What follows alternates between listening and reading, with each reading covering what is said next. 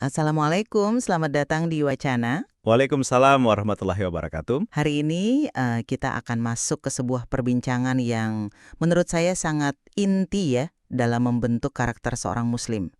Ini tentang kekuatan. Tapi bukan kekuatan fisik, melainkan kekuatan di balik sebuah tindakan yang seringkali terasa berat, mengakui kesalahan. Betul, betul. Dan pertanyaan utamanya mungkin bukan lagi soal perlu atau tidak kita mengakui salah. Karena itu saya rasa sudah jelas ya. Tapi di mana sebenarnya letak kekuatan yang hakiki itu? Tepat. Jadi pertanyaannya jadi begini, kekuatan sejati itu yang mana? Apakah saat kita berhasil gitu ya, menekan ego, lalu dengan lantang dan terbuka di hadapan sesama manusia kita bilang, saya salah, mohon maafkan saya. Atau apakah kekuatan yang paling murni itu justru ada dalam proses yang senyap? Dalam sebuah taubat yang tulus, yang terjadi hanya antara seorang hamba dengan Tuhannya, tanpa perlu diketahui oleh siapapun. Kalau bagi saya, tidak ada keraguan. Puncak kekuatan jiwa seorang muslim, atau yang sering kita sebut dalam tradisi kita sebagai kuwatun nafs, itu justru terlihat saat dia berani mengakui kesalahannya secara terbuka. Itu cermin kematangan iman yang sesungguhnya menurut saya. Nah, di sini pandangan kita mungkin sedikit berbeda. Bagi saya, fokus utama dan esensi kekuatan itu berpusat pada ketulusan taubat secara internal kepada Allah. Sebuah proses yang begitu dalam, yang nilainya sama sekali tidak berkurang, meskipun ya itu tadi, tidak ada satu manusia pun yang tahu. Baik, mari kita coba bedah ya. Saya ingin mulai dari hadis yang sangat fundamental. Rasulullah SAW pernah bersabda, orang yang kuat itu bukanlah yang jago bergulat, tapi orang yang bisa mengendalikan dirinya saat marah. Hadis riwayat Bukhari dan Muslim ini bagi saya adalah kuncinya. Apa coba bentuk pengendalian diri yang lebih tinggi daripada menaklukkan musuh terbesar yang ada di dalam diri kita sendiri, yaitu ego, gengsi, dan rasa malu untuk mengakui hilaf? Saya setuju hadis itu fondasi, tapi mengendalikan diri bisa punya banyak sekali manifestasi kan? Tentu, tapi coba kita lihat. Saat kita meminta maaf secara terbuka, kita itu sedang melakukan sebuah, katakanlah, peperangan batin yang luar biasa. Dan ini adalah langkah pertama dalam proses pembersihan jiwa yang kita kenal sebagai tazkiyatun nafs. Allah sendiri berfirman dalam Al-Quran, sesungguhnya Allah mencintai orang yang bertaubat dan menyucikan diri. Nak mengakui kesalahan di depan orang yang kita sakiti adalah bagian dari penyucian diri itu. Jiwa kita jadi hidup, jadi lebih peka. Saya paham poin itu. Tapi apakah penyucian jiwa itu selalu butuh panggung? Ini bukan soal panggung, tapi ini soal tanggung jawab. Coba lihat teladan kita, Nabi Adam. Saat beliau keliru, kalimat pertamanya yang diabadikan dalam Al-Quran adalah, "Ya Tuhan kami telah menzolimi diri kami sendiri." Sebuah pengakuan langsung. Atau lihat Khalifah Umar bin Khattab, seorang pemimpin besar yang justru berdoa, "Semoga Allah merahmati orang yang menunjukkan kesalahanku." Beliau membuka diri untuk dikoreksi. Jadi ini bukan hanya soal hubungan vertikal kita dengan Allah, tapi juga soal memperbaiki hubungan horizontal, soal membangun ukhuwah atau persaudaraan, dan melatih kerendahan hati, tawadu di hadapan manusia lain. Argumen yang sangat kuat, tapi coba kita lihat dari sisi yang lain deh. Fokus utama seorang hamba bukankah seharusnya hubungan vertikal dengan Allah? Saya khawatir penekanan yang terlalu berlebihan pada keharusan minta maaf di depan publik justru bisa mengaburkan prioritas itu.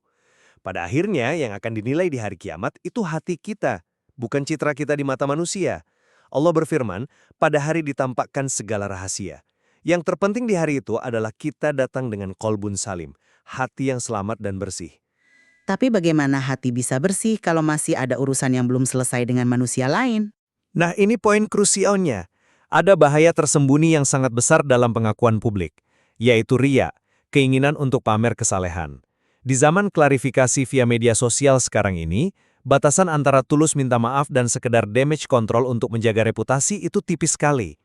Ini kan bertentangan dengan semangat hadis. Sesungguhnya Allah tidak melihat rupa dan hartamu, tapi melihat hati dan amalanmu. Taubat yang sejati, taubat nasuha, itu rukunnya kan ada 3. Menyesal di hati, berhenti dari dosa dan bertekad tidak mengulangi. Ketiganya terjadi di dalam batin. Selama tidak ada hak adami hak manusia lain yang dirampas secara fisik atau materi, pengakuan dosa itu cukuplah antara kita dengan Allah. Jadi kalau kesalahan itu hanya berupa kata-kata yang menyakitkan, tidak perlu minta maaf langsung, begitu. Bukan begitu. Tapi esensi kekuatannya tetap pada tobatnya itu sendiri. Lihat deh contoh paling dahsyat. Nabi Yunus. Di dalam perut ikan, di kegelapan total, sendirian, beliau tidak berteriak agar didengar makhluk lain. Beliau berbisik, tidak ada Tuhan selain Engkau, Maha Suci Engkau, sesungguhnya aku termasuk orang yang zalim. Itu adalah pengakuan paling intim, paling tulus, langsung ke Allah. Itulah puncak kekuatan batin, tanpa butuh audiens sama sekali. Saya mengerti logikanya, tapi ada satu hal yang mengganjal buat saya. Bagaimana sebuah proses tazkiyatun nafs atau penyucian jiwa bisa berjalan sempurna kalau di saat yang sama kita masih memelihara ilusi kesempurnaan di hadapan orang lain. Tanpa mengakui salah di depan umum, kita sebenarnya sedang memelihara penyakit hati yang paling berbahaya, rasa sombong atau kiber. Kita menciptakan topeng seolah-olah kita ini sempurna. Bagaimana kita bisa membuka diri untuk perbaikan dari saudara seiman jika kita tidak pernah berani bilang, teman-teman, saya kemarin salah, tolong ingatkan saya jika terulang lagi. Ini bagian penting dari proses penyucian itu sendiri. Saya tidak mengatakan kita harus memelihara ilusi kesempurnaan. Poin saya adalah, penyucian jiwa itu proses pembersihan hati yang seringkali lebih efektif terjadi dalam keheningan. Terlalu fokus pada pengakuan publik, saya khawatir bisa mengubahnya dari ibadah murni menjadi sekedar terapi psikologis. Rasanya lega setelah mengaku, beban lepas, tapi pertanyaannya apakah niatnya untuk meraih ampunan Allah atau sekedar untuk merasa lega?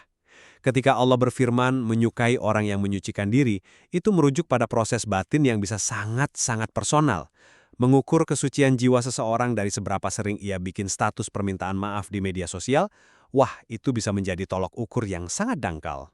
Pandangan itu, mohon maaf ya, menurut saya agak terlalu sinis terhadap niat orang. Kita kan harus berbaik sangka. Justru permintaan maaf yang tulus akan meningkatkan rasa hormat dan menyembuhkan luka dalam hubungan sosial, yang merupakan inti dari ukhuwah Islamiyah. Jika ada hak orang lain yang terlanggar, bahkan hak untuk tidak disakiti hatinya, maka permintaan maaf terbuka itu bukan lagi pilihan, itu sudah menjadi keharusan untuk memulihkan hak tersebut. Menutupi kesalahan seperti itu seringkali hanya akan membuka pintu ke rantai kebohongan baru. Ingat, Rasulullah SAW sudah mengingatkan dengan sangat keras. Sesungguhnya dusta itu membawa kepada keburukan, dan keburukan membawa ke neraka. Nah, rantai ini seringkali dimulai dari keengganan sederhana untuk berkata, saya salah. Tentu, jika hak orang lain yang sifatnya materi atau kehormatan dilanggar secara langsung, pemulihan hak itu wajib, saya sepakat 100%. Tapi kita bicara soal di mana letak kekuatan sejati. Dunia modern ini, seperti yang saya bilang tadi, penuh dengan manuver pencitraan. Islam justru mengajarkan kita untuk memperbanyak amal yang tersembunyi. Satu kalimat saya hilaf yang diucapkan di depan umum di era digital ini, risikonya lebih besar didorong oleh keinginan menjaga citra atau meredam kemarahan publik daripada oleh ketulusan bertobat kepada Allah. Bukankah lebih utama kita menjaga amal kita dari potensi ria? Bukankah jiwa yang lebih kuat adalah jiwa yang mampu berdialog langsung dengan Tuhannya, mengakui semua dosanya dalam sujud, tanpa perlu validasi atau pengampunan dari manusia? Poin Anda soal niat itu valid, tapi coba kita lihat dari sisi lain. Kita tidak bisa menafikan contoh-contoh nyata dari para salaf, para pendahulu kita yang soleh. Kisah Nabi Adam itu kan diabadikan Allah di Quran, dibaca miliaran orang hingga akhir zaman. Itu kan pengakuan yang dipublikasikan oleh Allah sendiri sebagai pelajaran abadi bagi kita semua. Atau ada kisah yang sangat menyentuh tentang Abu Bakar Asy-Syiddiq. Suatu saat beliau marah kepada seseorang, lalu beliau sadar telah keliru. Beliau tidak hanya diam dan beristighfar, beliau segera mendatangi orang itu, meminta maaf bahkan sampai menangis karena takut akan murka Allah atas kesalahannya. Ini tindakan nyata di dunia sosial, bukan sekedar perenungan batin. Ini adalah aplikasi langsung dari kekuatan jiwa dalam interaksi antar manusia. Saya paham argumennya, tapi rasanya itu terlalu menyederhanakan masalah dengan tidak melihat konteks. Dialog Nabi Adam itu dengan siapa? Dengan Allah, bukan di depan malaikat-malaikat lain untuk pencitraan. Doa Nabi Yunus adalah dialog paling personal yang bisa dibayangkan. Kasus para sahabat seperti Abu Bakar yang Anda sebutkan, terjadi ketika hak orang lain terlibat secara spesifik dan langsung. Poin saya adalah, jangan kita jadikan pengakuan publik sebagai standar emas untuk semua jenis kesalahan. Fokusnya harus pada substansi, yaitu kembali kepada kebenaran. Lihatlah Imam Syafi'i. Ketika beliau mengubah pendapat fikihnya dari qaul qadim ke qaul jadid, beliau melakukannya karena mengikuti cahaya ilmu dan dalil yang baru, bukan karena ada tuntutan publik untuk mengakui kesalahan pendapat lamanya. Kekuatan beliau terletak pada kepatuhannya pada kebenaran, bukan pada performa permintaan maafnya. Tapi bukankah dengan mengubah pendapatnya secara terbuka, beliau secara tidak langsung mengakui bahwa pendapat sebelumnya kurang tepat? Itu adalah bentuk pengakuan yang sangat intelektual dan berani. Siap menghadapi konsekuensi, siap dianggap tidak konsisten oleh sebagian orang. Demi apa? Demi mengikuti kebenaran. Itulah kekuatan. Dengan mengakui hilaf, pintu untuk koreksi dari orang lain jadi terbuka lebar. Seseorang yang hanya bertaubat dalam diam atas sebuah kesalahan bisa jadi akan mengulangi kesalahan yang sama karena ia tidak pernah mendapat masukan dari luar. Saya rasa itu asumsi yang kurang tepat. Seseorang bisa saja mencari masukan tanpa harus melakukan pengakuan publik. Ia bisa bertanya kepada ulama atau orang yang ia percaya secara pribadi, "Saya punya masalah begini, bagaimana solusinya?" Tanpa harus mengumumkan, "Kemarin saya telah berbuat dosa X." Sekali lagi, ini kembali ke niat. Tujuannya mencari kebenaran atau mencari simpati. Kekuatan sejati bagi saya adalah ketika seseorang mampu melakukan muhasabah, evaluasi diri yang mendalam, lalu ia bertaubat kepada Allah dan mengubah perilakunya, meskipun tidak ada satu manusia pun di dunia yang tahu ia pernah bersalah. Itulah puncak keikhlasan. Bertahan dalam kebenaran setelah menyadarinya, itu intinya, bukan pada seremoni pengakuannya. Jadi, dari sudut pandang saya, keberanian mengakui kesalahan di ruang publik, terutama ketika itu berdampak pada orang lain, tetap menjadi ujian sejati bagi kekuatan jiwa.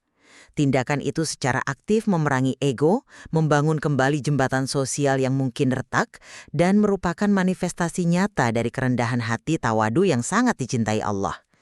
Itu adalah cermin jiwa yang lebih takut pada penilaian Allah daripada pada celaan manusia, dan karena itulah ia berani jujur di hadapan keduanya. Hadapannya, bukan pada penampilan di hadapan manusia. Mengutamakan pengakuan publik sebagai tolok ukur utama kekuatan jiwa sangat berisiko menggeser niat kita. Dari yang tadinya murni untuk penyucian batin, bisa bergeser menjadi sekedar pemeliharaan citra atau manajemen reputasi. Dan itu, menurut saya, adalah sebuah kerugian yang besar. Diskusi kita hari ini saya rasa menyoroti sebuah dialektika yang sangat penting ya dalam pemahaman kita tentang Islam, yaitu antara dimensi spiritual yang vertikal dan dimensi sosial yang horizontal dari sebuah kesalahan. Di satu sisi ada keharusan mutlak untuk menjaga ketulusan hati dan hubungan pribadi kita dengan Allah. Dan di sisi lain, ada tanggung jawab yang tidak bisa kita abaikan untuk memelihara keharmonisan, keadilan, dan kejujuran dalam hubungan antar manusia. Kedua sisi ini sama-sama penting, seperti dua sisi dari satu koin yang sama. Mungkin kekuatan tertinggi itu tidak terletak pada pilihan absolut antara keduanya, antara harus selalu mengaku di depan umum atau harus selalu bertobat dalam hening. Mungkin letaknya ada pada kearifan, pada hikmah, untuk bisa memahami kapan sebuah kekhilafan menuntut pengakuan terbuka demi memulihkan hak dan menyembuhkan luka. Dan kapan sebuah kesalahan cukuplah diselesaikan dalam sunyinya sujud di sepertiga malam. Dalam sebuah dialog paling jujur antara seorang hamba yang lemah dengan Tuhannya yang Maha Pengampun.